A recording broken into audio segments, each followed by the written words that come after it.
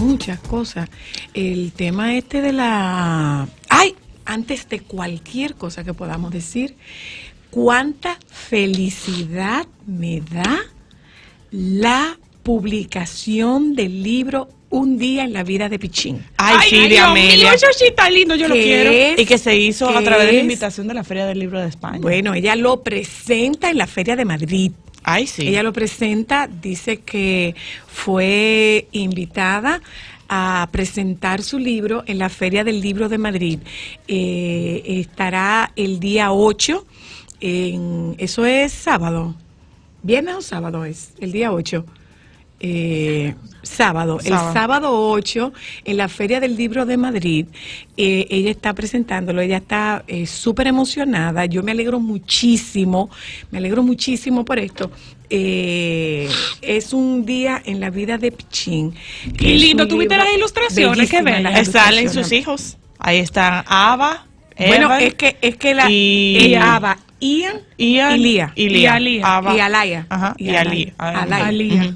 El caso es Alía que no había llegado, ella estaba embarazada en el momento. Ella... está muy chula la ilustración. La ilustración es espectacular. Creo que fue una dominicana que la hizo, si mal no recuerdo. Sí, es una dominicana. Está por lo que yo pude ver en las redes sociales, y quien sigue a Amelia, porque yo la sigo, me encanta y sigo mucho de sus consejos. Lo que vi de la portada del libro está hermoso y ella dice Taina loves to draw. Se llama Taina, es una chica dominicana. Y me encantó mucho que es como quien dice, como algo biográfico familiar. Ella dice, después de 2 años, finalmente nace Un día en la vida de Pichín. Gracias, Señor, por esta bendición. Un libro concebido con mucho amor, inspirado en mi primogénito Ian y el espíritu incansable de los niños. El cuento refleja e ilustra nuestra familia y de una manera sencilla cuenta algunos de los valores que como un hogar tratamos de inculcar en nuestros hijos. Espero les guste el trabajo que Taina Loves to Draw y yo hicimos con mucho amor para sus pequeñitos. Nos vemos este 8 de junio en el lanzamiento, Feria del Libro Madrid, España, pabellón infantil a las 11:30.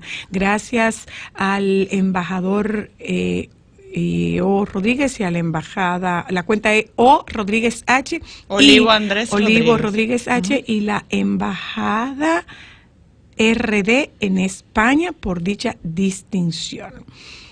Y bellísima, está muy linda. Sí, que República Dominicana es país invitado en la Feria del Libro Española. Así es. Bueno, pues... felicidades para ella. Ay, sí, a mí me da mucha alegría. Taina Almodóvar se llama la ilustradora. Bueno, hablamos al inicio de nuestro programa de que hoy tendríamos la visita de una abogada especializada en derecho médico. Vamos a darle la bienvenida a Yelisa Ledesma para que hablemos de derecho médico. A propósito de lo que ha suscitado en las últimas semanas y como que volver a hablar nuevamente de cuáles son los derechos y deberes de los pacientes y de los médicos, Yelisa. Adelante. Buenas tardes a todas las que nos escuchan el día de hoy y un placer estar aquí también con ustedes volviendo a hablar un poco de derecho médico, especialmente de cirugía estética, para conocer y saber y mejorar el sistema como tal siempre de la medicina en nuestro país. En las últimas semanas hemos oído hablar mucho del caso lamentable de la señora Altagracia Díaz, que falleció a causa de una embolia grasopulmonar, consecuencia de una cirugía estética. Este caso, o sea, su muerte ya sí se pudo... No, el estudio forense indica que la causa de muerte fue... por la cirugía. Una embolia grasopulmonar. La embolia grasopulmonar. A consecuencia de una cirugía, de una liposucción, de una lipoescultura, la grasa va al torrente sanguíneo, el torrente sanguíneo lleva esa grasa a los pulmones, el pulmón se llena de grasa y entonces el oxígeno no llega al cerebro y bueno, se provoca la muerte. También el Ministerio de Salud Pública ha emitido también una investigación y los resultados están ahí, son claros. Cerraron el centro. Sí, cerraron el centro. Pero el centro no lo cerraron por esa muerte. El centro lo cierran porque a consecuencia de la investigación se sale a la luz de que está autorizado para 6 quirófanos y hay 12, de que había medicamentos para... que estaban creo vencidos. Que es para 12 y hay uno solo funcionando, ¿no? No, hay 6. Está autorizado para 6 y hay 12. Ok. En funcionamiento. Entonces, los equipos de auxilio en casos de emergencia tampoco están exactamente, no están disponibles. La cantidad creo que había uno para los 12 quirófanos. Para los 12. Entonces, son cositas que no son tan cositas que llevan a estas consecuencias lamentables del centro. La verdad es que el centro va a ser abierto cuando cumple otra vez los estándares correspondientes. ¿Se les pone una multa, Yelitza? No necesariamente, pero ya cerrar el centro ya es más que suficiente. Claro, hay una pérdida de dinero considerable. Para nosotros... Creo que, perdona la interrupción, Yelitza, pero según leí, el cierre era inmediato. O sea, sí, fue inmediato. Las personas que estaban ahí había que transferirlas a otro sitio. Es correcto. En este caso, lo que podemos decir de positivo de este proceso es que al cerrar el centro y volver a aperturarlo, que cumpla con nuevos estándares, estamos mejorando la medicina en República Dominicana. Y eso es una satisfacción de quienes trabajamos derecho médico, que somos una de las oficinas especialistas o una de las únicas oficinas especialistas en derecho médico de la República Dominicana. Una pregunta, Yelitza. Perdón, en el caso de que cierren esa clínica y que tu expertise es derecho médico, ¿es correcto que un centro o ya sea público o privado se cierre por X situación y vuelve y se abra y vuelve y se cierra y vuelve y se abra? Bueno, lo que pasa es que si tú cierras un centro por una situación X, de que lo cierren, es que lo cerraron. Sí, se ha cerrado, esta es la tercera o cuarta vez. Está hablando en sentido general. Sí, pero esta clínica en específico se cerró por el caso de 2 ciudadanas americanas hace creo que 2 o 3 años. No es la primera vez que esta clínica se cierra.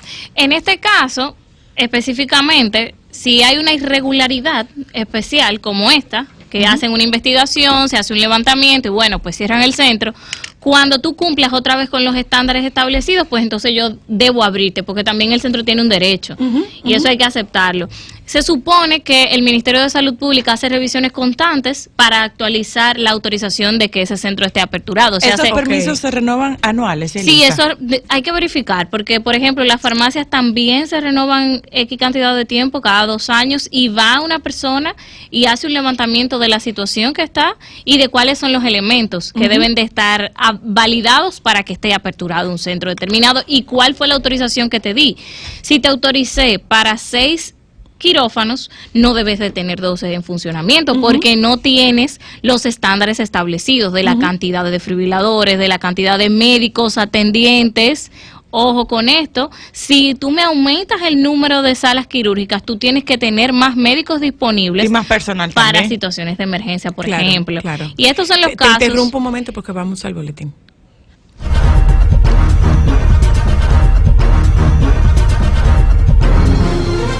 Y ahora, un boletín de la gran cadena comercial.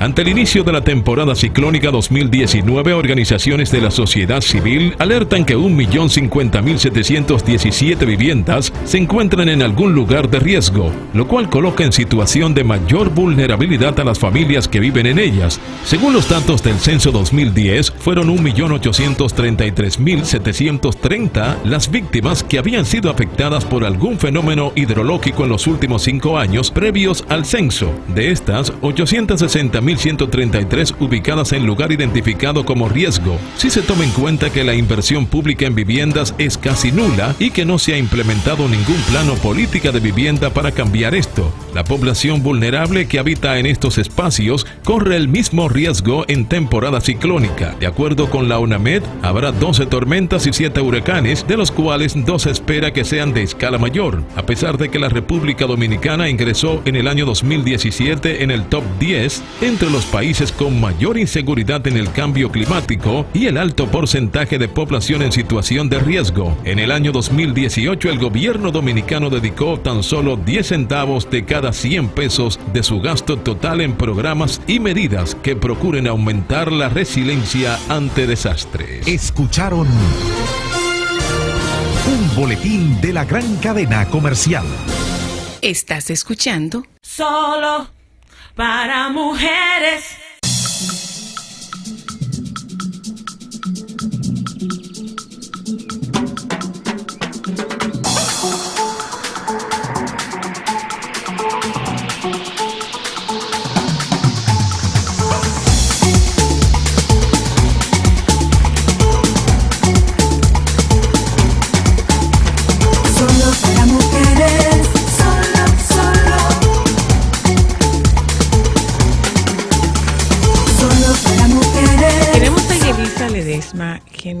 es abogada con especialidad en el derecho médico. Es importante que ustedes escuchen la intervención de Yelisa, porque si ustedes tienen preguntas, es una persona que está capacitada especialmente en el tema de derecho médico. Habíamos hablado la semana pasada, el viernes, con el licenciado Manuel Olivero sobre lo importante o la importancia de formalizar las denuncias. Entonces, la denuncia por redes no suponen una denuncia formal. Entonces, alguien haga algo, nadie hace nada, pero si usted solo hace una denuncia pública a través de Facebook, a través de Instagram, a través de Twitter, eso no tiene una validez jurídica. Por eso es importante la visita de Yelisa con nosotros esta tarde, para que usted sepa qué es lo que tiene que hacer. Entonces, tú dabas unas explicaciones. Antes yo quiero saber, por ejemplo, República Dominicana está ahora mismo ocupando uno de los primeros 8 lugares, creo que ocupa el 8º lugar en turismo médico. No es solamente turismo, no es solamente medicina estética, es también medicina, es cirugía bariátrica, es cirugía dental, es odontología. El derecho médico cubre toda esa rama. ¿Hasta dónde se extiende el derecho médico? La cubre total, incluso también medicina de relajación también en República Dominicana. Farmacias, tú mencionaste. Se ha vuelto un spot en la República Dominicana. Medicina de relajación. Sí, en República Dominicana nos podemos sorprender. Hace poco se hizo un estudio respecto al turismo de salud en la República Dominicana. Y nos fue muy bien. En ese estudio se habló un poco de cuál era la tendencia, cuáles eran las necesidades que tenía nuestro país respecto al derecho médico, la competencia, en qué número estábamos en Latinoamérica. Somos uno de los pioneros en el Caribe y eso es un punto que podemos explotar. Se genera capital nuevo, se pudo incluso relacionar con otros estándares de la economía en la República Dominicana, que podemos ver que hay realmente un punto, un nicho de mercado en nuestro país. Las asociaciones se están integrando. Hay una asociación de turismo de salud en la República Dominicana. Lo tuvimos aquí. Que son bastante estrictos con sus casas de recuperación. De recuperación, se están instalando casas de recuperación. En ese estudio se tomó en consideración algunos puntos. Primero, que del lado positivo, que en nuestro país tenemos médicos preparados que pueden suplir la demanda en la República Dominicana, pero necesitamos al profesional de segundo grado mejorarlo, le hace enfermeras, exactamente. Esa parte debe de corregirse y también la parte del bilingüismo. Debemos mejorar esa parte en el profesional de segundo grado. La República Dominicana es competente para turismo de salud. Ahora bien, hay otras cosas que hay que mejorar. No tenemos un seguro de responsabilidad médica, que en otros países es algo normal o regular. Claro. No existe en nuestro país que si un médico comete una falta o una imprudencia, haya ahí una seguridad de que puedan resarcirnos económicamente ese daño. No tenemos ese soporte en nuestro país y eso hay que corregirlo por medio de una ley. A eso voy. A nivel legal, no existe. ¿Cuál es la responsabilidad? Porque, por ejemplo, cuando tú te estás haciendo un procedimiento, no te hablo de un procedimiento estético, yo te hablo, por ejemplo, de una resonancia con medio de contraste. Tú firmas un descargo. Correcto. ¿Qué pudiera pasar? Pudieran pasar múltiples cosas. Pudiera el que realiza el estudio hacerlo de manera incorrecta, utilizar la máquina de manera incorrecta. Pero yo firmé un descargo. Pero firmaste un descargo, ¿a qué? ¿Hacia qué? Ese descargo pierde validez. Hay que ver cómo se hace ese descargo, en qué momento, qué dice. Eso es como el letrero que está que en no los somos parqueos. Responsables de pérdidas o daños ocasionados a su vehículo. Pero hay sentencias que han condenado a múltiples plazas. ¿Por qué? Bueno, porque se pudo comprobar de que usted cometió una falta, de que usted no tuvo la previsión para que ese daño no ocurriera. Igual en las cirugías estéticas. En el caso de la clínica que pero tú dijiste. Yo por eso te digo, por eso te hago la pregunta, o sea, porque tú firmas un descargo y porque en algún momento salió a relucir que esta paciente, como todas las pacientes, tiene que firmar estimar un descargo en favor del médico? Hablemos ¿Hasta de dónde descargo. cubre? ¿Hasta dónde Eso iba a preguntar. ¿Hasta dónde cubre ese descargo? ¿Hasta dónde exime ese descargo de responsabilidad? ¿Hasta qué punto está el compromiso del médico con ese paciente en base a que tiene un descargo? Bien, hablemos de ese descargo. Primero, en República Dominicana, la mayor razón de responsabilidad médica está en la falta de información. Y en este caso en específico que estamos viendo en las últimas semanas, al aumento del riesgo. ¿Qué pasa? Cuando yo estoy acostada en una camilla y me pasan un papel y me dice, firme aquí, usted ni leyó, ni investigó, entonces ese es el primer problema. O sea, tiene que la darse eso con información tiempo. a destiempo. Usted tiene que días antes de la intervención quirúrgica informarme debidamente cuáles son las consecuencias, los riesgos a los que yo me estoy sometiendo, los riesgos de anestesia, cuáles son las posibles consecuencias de esa intervención, si es posible que yo pueda tener, no haya una uniformidad en el caso de una cirugía de mama, de que usted pueda hacer una reacción alérgica a X situaciones. Esa primera situación ya ha cometido el médico una falta que es grave. En los últimos años la tendencia ha mejorado de que el médico informa de qué es lo que a usted le puede suceder. Ahí, cuando las personas no le informan y ven entonces la consecuencia, dice el médico es culpable.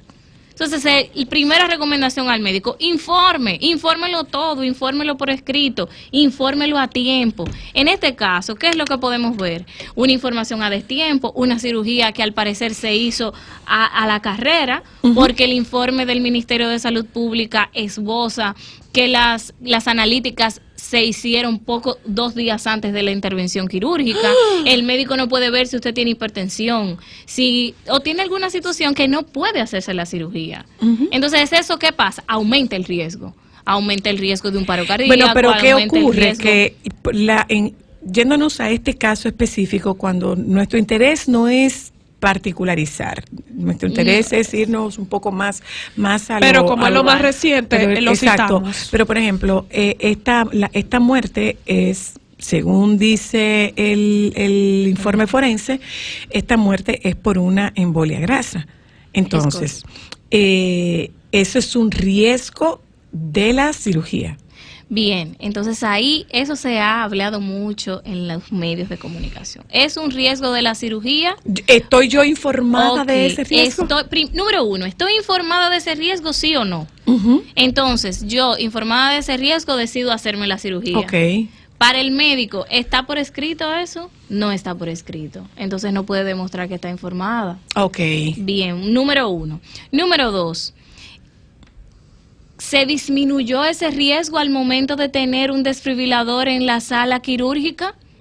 Porque si es un riesgo que ya fue informado correctamente y que yo decidí asumir... Y que el médico tiene conocimiento de que puede pasar también. Usted me puso en una posición donde ese riesgo esté disminuido correctamente, como dice los conocimientos médicos. No fue así. ¿La técnica médica que se realizó fue la correcta o se hicieron varias cirugías que la paciente no podía soportar debido a su edad, a su hipertensión, a su condición en específico? ¿Se tomó eso en consideración antes de realizar le informó al la cirugía paciente estética? Si era válido realizarse más de un procedimiento, porque aquí hay médicos que te hacen combo. 4 procedimientos, 3 procedimientos, 2 procedimientos. Entonces, ¿qué es lo que pasa? Que no disminuimos el riesgo. Primero, técnica quirúrgica. ¿Fue la correcta o no fue la correcta? Segundo, varios procesos al mismo tiempo. Tercero, análisis preoperatorios que se hicieron a destiempo. Cuarto, la situación en la que se encontraba el centro de salud.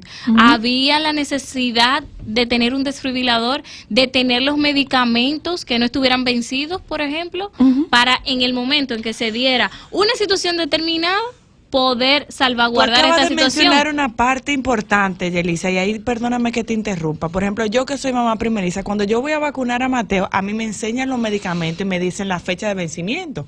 Si uno se va a hacer un procedimiento quirúrgico, ¿sería adecuado que a ti te presenten los medicamentos que posiblemente se pueden usar para tú cerciorarse que estén en buen estado? Perdona, Yelisa, tenemos que ir a publicidad. Eso entra dentro de los deberes del paciente, porque estamos analizando los deberes del médico. ¿Cuáles son los deberes del paciente? Cuando volvamos.